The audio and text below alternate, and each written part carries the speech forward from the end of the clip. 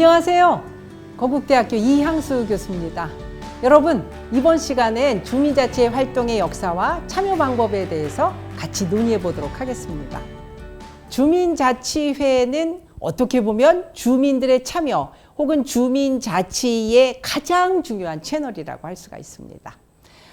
사실은 그 주민들의 의견을 대변하는 그런 기구는 굉장히 많죠. 주민의회가 될 수도 있고, 그리고 지방정부도 사실 어떻게 보면 주민들의 의견이 굉장히 중요한 어떤 정책 형성 과정에서 굉장히 중요한 그러한 기구라고 할 수 있습니다. 하지만 제가 볼 때는 주민들의 의견을 수렴해서 적정하게 공공기관에 전달을 하고, 그리고 정책의 질을 높이는 데 있어서 주민자치회가 굉장히 중요한 역할을 한다라고 이렇게 말씀을 드리고 싶습니다. 자, 그러면 주민자치회 개념부터 먼저 소개해 드리겠습니다. 주민자치회는 여러분들이 잘 아시는 대로 읍면동 단위로 일어납니다. 그래서 정말 우리의 일상생활, 이 접점에서, 생활 공간에서 주민이 원하고 그리고 필요로 하는 어떤 여러 가지 서비스를 창출, 제공하는 실질적인 주민자치를 구현하기 위한 어떤 정책 수단이다라고 이렇게 이야기를 할 수가 있고요. 정말 그 우리들의 생활의 접점에서 필요한 어떤 그 행정이나 정책 단위에서의 어떤 중요한 의사결정의 주체로 우리가 주민자치회를 지금 설치해서 운영하고 있다라고 이렇게 이해를 하시면 되겠습니다. 주민자치회의 법적 근거를 보면요, 주민자치회에 관한 어떤 개별법은 없는 그런 상황입니다. 사실은 주민자치회와 관련해서 우리가 2020년도에 그 지방자치법을 개정할 당시에요, 주민자치회가 이렇게 중요하니 지방자치법에 그것들을 조금 넣자라고 하는 그런 의견들이 굉장히 많았습니다. 그리고 사실 그 당시에 주민자치에 관련된 그러한 규정들을 지방자치법에 우리가 넣기 위해서 굉장히 많은 논의들을 아주 활발하게 했었습니다. 하지만 이제 이 주민자치에 관한 그런 규정들이 2020년 지방자치법을 개정하는 당시에 포함되지는 못했죠. 그렇다고 하더라도 우리가 주민자치회의 어떤 법적 근거가 없는 것은 아니기 때문에 사실은 그 주민자치회를 운영하는 데는 어떤 그 장애가 되거나 그렇지는 않습니다. 우리가 지방자치분권 및 지방행정체제 개편에 관한 특별법에 의해서 그동안 주민자치회를 운영해 왔죠.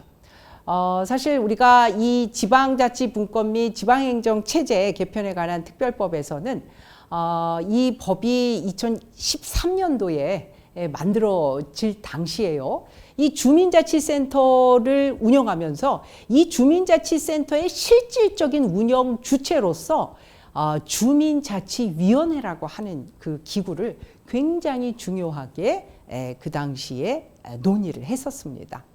예, 지금은 이제 주민자치회라고 하지만 이 특별법이 만들어질 당시에는요, 주민자치위원회라고 하는 조직을 염두에 두고 어떤 주민자치 조직으로서 이 주민자치센터를 한번 운영해 보자라고 이렇게 아주 정말 호기롭게 시작을 했던 것이죠. 이 주민자치에 관한 이러한 이 특별법에 의해서 우리가 그동안 주민자치회를 각 지역에서 조례를 제정해서 또 운영했었고요. 13년도에 이 지방분권 및 지방행정체제 개편에 관한 특별법이 그동안 2013년 이후에 계속 운영이 되어 오다가요, 올해 2023년도 7월 4일에 이 법이 개정되면서요, 지방자치분권 및 지역균형 발전법에 관한 특별법으로 이것이 변경이 됐습니다. 그러면서 이 지방분권법에 그동안 있던 그 조항들이 이 지방분권 균형 발전법 40조에서 유사한 그러한 내용들로 다시 이 주민자치회에 관한 운영에 관한 조항들이 다시 삽입이 됐습니다. 그래서 이 주민자치에 관한 그런 근거 규정은 이 지방자치균형법에 그 근거를 두고 있다라고 이렇게 이해를 하시면 되겠습니다. 자, 그러면 제가 아까 좀 전에 2013년도에 그 특별법이 만들어지고 주민자치센터 그리고 주민자치위원회를 굉장히 중요한 어떤 주민자치의 아주 구심점으로 생각했었다라고 이렇게 말씀을 드렸는데요. 사실은 그 당시에 이 주민자치센터를 만들면서 이것이 아마 여러분들 중에서 혹시 기억하시는 분들도 있을 텐데요. 예전에는 이 주민자치센터의 이름이 바로 동사무소였더랬습니다. 근데 이것을 이 주민자치센터라고 이렇게 이름을 바꾼 것이죠. 그렇다고 한다면 예전에 어떤 그 행정센터로서의 어떤 역할을 했던 동사무소가 주민자치센터로 이렇게 이름을 바꿨다라고 하는 것은 정말 이 주민자치센터가 자치의 핵심적인 어떠한 물리적 공간 그리고 정말 실질적인 어떠한 자치 공간으로서 굉장히 중요한 의미를 가지고 있었다라고 하는 것이죠. 그런데 여러분들 어떠십니까? 주민자치센터가 정말 주민자치의 어떤 핵심적인 그런 구심적인 역할을 하고 있는가라고 하는 데 있어서는 상당히 회의적인 그런 비판들이 많습니다. 그리고 이 주민자치센터를 중심으로 했던 그 주민자치위원회가 실질적으로 주민자치의 어떤 아주 핵심적인 역할을 했는가, 이것에 대해서도 사실은 굉장히 좀 여러 가지 부정적인 논의들이 있었던 것이 사실이죠.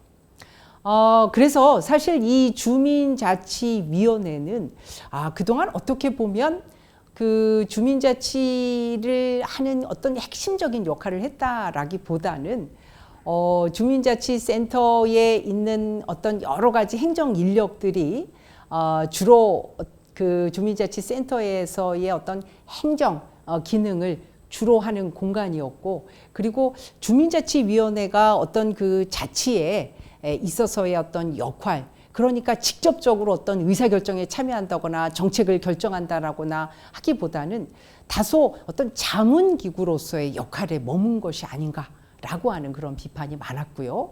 그리고 특히 주민자치위원회의 어떤 한계들로서 단순하게 이 주민자치위원회가 주민자치보다는 어떤 문화나 여가나 교육 프로그램이나 이런 것들에 훨씬 더 많은 초점을 두고 운영이 된 게 아니냐라고 하는 그런 비판이 있었던 것도 사실입니다. 그래서 주민자치위원회 위원님들의 역할이 마치 그 다음 분기에는 우리가 여기서 컴퓨터 교육을 할까 아니면 에어로빅을 할까 뭐 이런 것들, 어떤 강사가 좋은가 뭐 이런 것들을 논의하는 그런 아주 소극적인 그런 부문에서 머문 것이 아니냐라고 하는 그런 비판이 있었던 것도 사실이죠. 그래서 이러한 것들을 조금 개선해보자 라고 하는 그런 취지에서의 어떤 제도 개선이 바로 주민자치의 도입입니다. 주민자치의 도입 과정에 대해서 좀 구체적으로 설명을 드리도록 하겠습니다. 자, 주민자치에는 사실 기존에 주민자치위원회가 가지고 있는 여러 가지 한계점을 보완하고 그리고 발전시키기 위한 그런 논의 과정에서 주민자치회가 도입이 된 것이죠.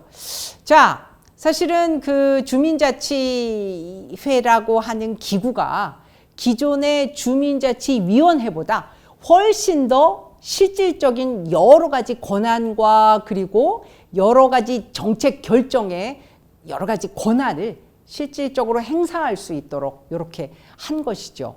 아마 여러분들이 주민자치위원으로서 활동하시면서 굉장히 다양한 의사결정에 참여하실 것으로 저는 기대가 됩니다. 그래서 예전에 어떤 자문기구로서의 역할에 머물렀던 주민자치위원회하고는 확연하게 다른 그러한 기능과 역할과 권한을 가지고 있다라고 이렇게 이해를 하시면 되겠습니다. 그래서 직접적으로 주민자치 현장에 방문하시기도 하고 그리고 토론회를 통해서 정말 정책의 질을 개선시키기 위해서 여러분들 노력하시기도 하고요.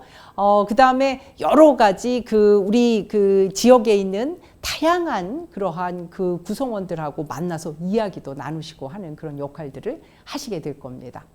자, 주민자치에는요, 크게 여러 가지 모델들을 논의하는 과정에서요, 협력형, 그리고 통합형, 주민 조직형 뭐 여러 가지 모델들을 논의를 했었는데요.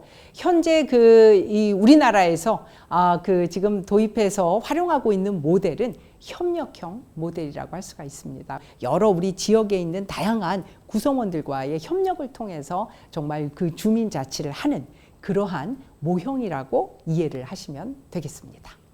자, 주민자치가 사실은 2013년도에 시범적으로 도입돼서 그 전국의 한 31개 지역에서 한 1년 정도 넘게 시범적으로 운영이 됐었고요.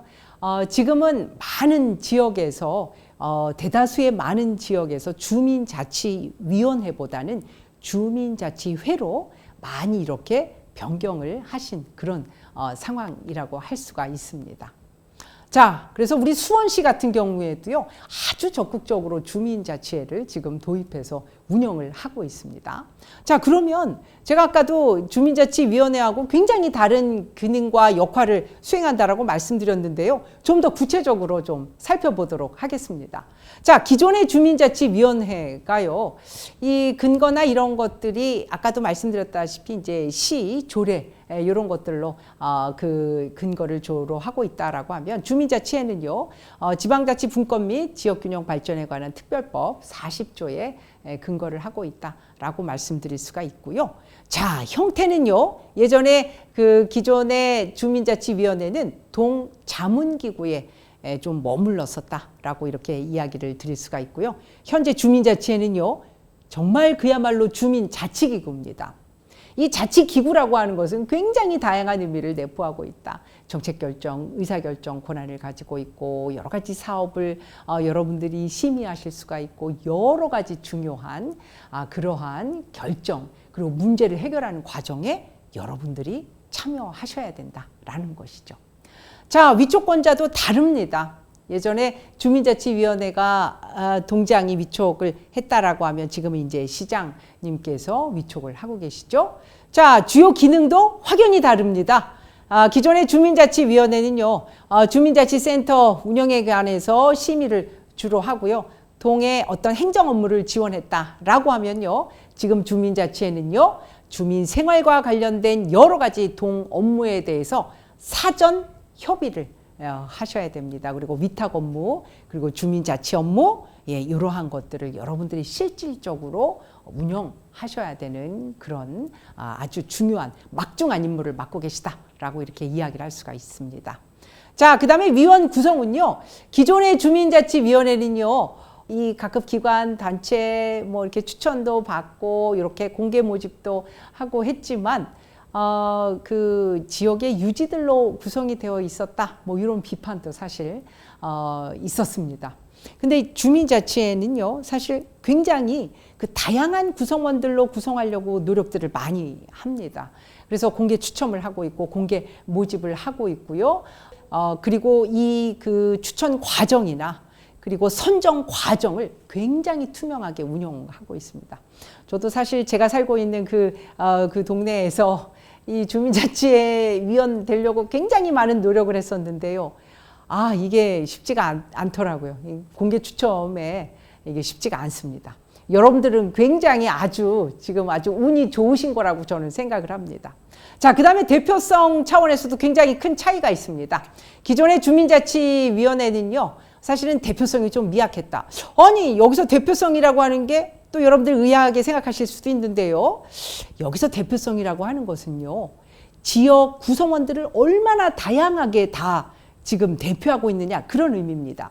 여러분들이 거주하시고 있는 지역에는요, 경제적으로 여유로우신 분도 있고, 그리고 어려우신 분도 있고, 그리고 뭐 한부모 가정도 있고, 그리고 외국에서 이주해 온 분도 있고, 그 다음에 경제적으로 조금 어려운 분, 굉장히 다양한 분들이 거주하고 계시죠. 그런 분들을 얼마나 우리 주민자치회가 대표하고 있느냐, 얼마나 다양한 분들로 구성되어 있느냐. 지금 요즘에 주민자치회에서 많이 논의되고 있는 것 중에 하나가 MZ세대의 그 주민자치위원입니다. 이분들의 시선, 이분들의 관점도 굉장히 중요하다라고 하는 거죠. 예, 그래서 여러분들이 아마 그 같이 활동하고 있는 그 주민자치위원님들 이렇게 둘러보시면 뭐 그 청년들도 있고 그 다음에 나이 많으신 분들도 있고 그 다음에 성별 또 아주 그 골고루 균형적으로 저희가 반드시 모시도록 이렇게 하고 있죠. 그래서 그러한 다양성을 우리가 이 대표성이라고 이렇게 이해하시면 되겠습니다. 자, 그 다음에 운영 재원도 사실은 기존의 주민자치위원회 같은 경우에는 사실 별도 재원이 거의 없다시피 했죠. 자, 그런데 이제 주민자치에는요, 뭐 사업 수혜비나 수강료나 회비나 뭐 보조금 여러 가지 운영 재원들이 있습니다. 제가 이렇게 말씀드리면 여러분들 중에서 일부는 뭐 저희가 들어보니까 이 그 운영 재원이 그렇게 넉넉지는 않던데요, 라고 이렇게 반론을 제기하시는 그 위원님들 분명히 있으실 겁니다. 맞습니다. 근데 제가 볼 때 수원은요, 좀 사정이 나으신 편입니다. 그래서 사실은 요 그 운영재원 같은 경우에는 지역마다 좀 편차가 있습니다. 그래서 아직까지는 저희가 어떻게 첫 술에 배부르겠습니까? 그래서 조금 사정이 좀 나아지고 있다라고 이렇게 이해를 해주시면 좋을 것 같습니다. 자, 그 다음에 지자체와의 관계도 예전에 그 주민자치위원회하고는 굉장히 다릅니다. 자, 예전에는 제가요, 좀 다소 수동적이고 그리고 이 자문기구에 불과했다라고 말씀드렸는데요. 주민자치에는요, 이 지방정부의 관계가요, 대등한 그런 파트너십 관계다라고 이렇게 이해를 하시면 되겠습니다. 자, 그 다음에 주민자치의 참여 방법, 역할 간략하게 좀 소개해 드리도록 하겠습니다.